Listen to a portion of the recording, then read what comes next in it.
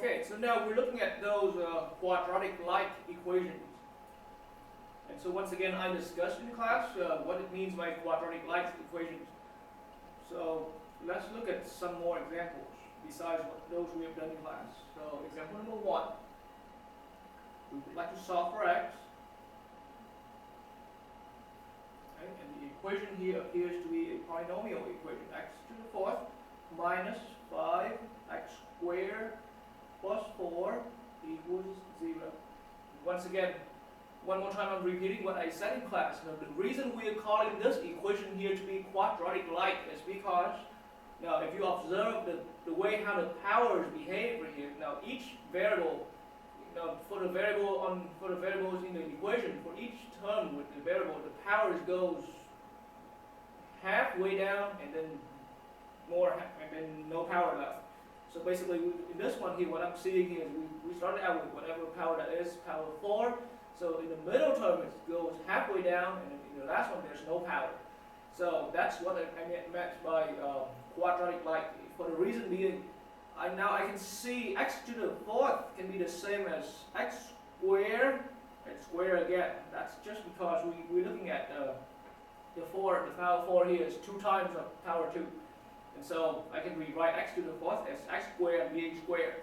And then minus 5x squared, right, plus 4. So now, if you're treating the x squared as the variable for the problem, here we do have a square, we do have a quadratic of the x squared. So at this point, let's make the substitution here.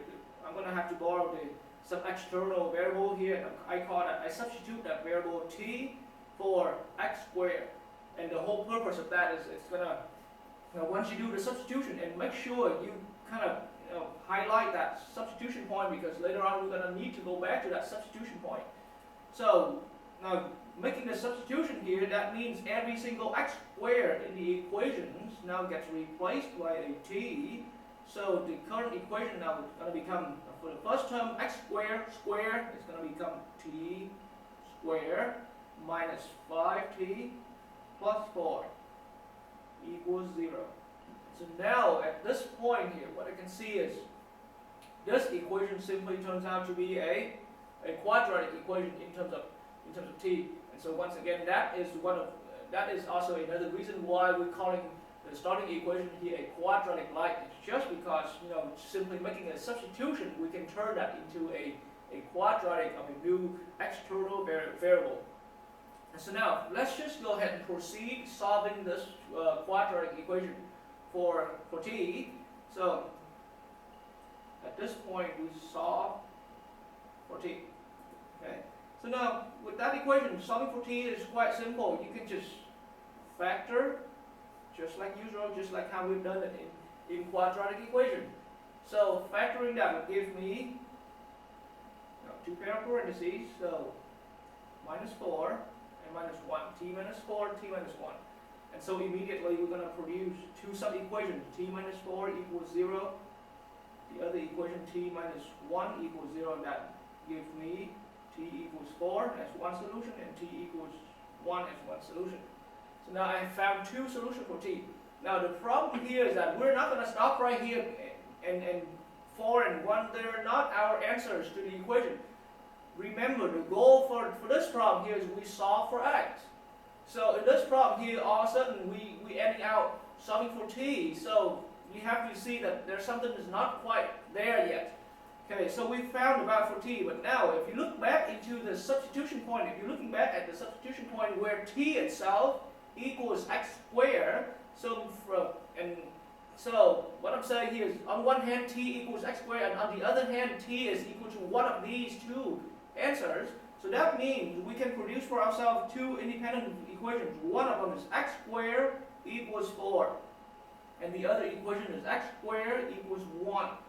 So now I produce for myself 2 sub-quadratic equations once again. And so for the first equation here, if you recall, we can just simply use the square root property, and we can solve that and get x equals to plus and minus square root of 4, and that essentially gives me x equals plus and minus square root 2. plus and minus 2. So here we're ending up with 2 solutions. here, once again, using the square root property, x equals plus and minus square root of 1, and that is essentially the same as plus and minus 1. So really my solutions are the solution I have finished up to this point. X equals 2, negative 2, 1, and negative 1. And these are all the solutions to the starting fourth power polynomial equation.